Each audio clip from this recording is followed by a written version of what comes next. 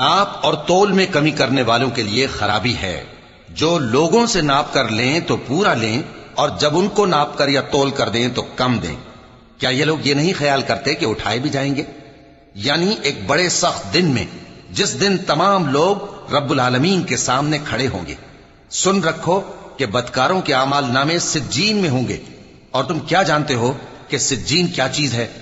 एक दफ्तर है लिखा हुआ, उस दिन झुटलाने वालों के लिए खराबी है। यानी जो इंसाफ के दिन को झुटलाती हैं, और उसको झुटलाता वही है जो हद से निकल जाने वाला गुनाहगार है। जब उसको हमारी आयतें सुनाई जाती हैं तो कहता है ये तो पहले लोगों के अफसाने हैं।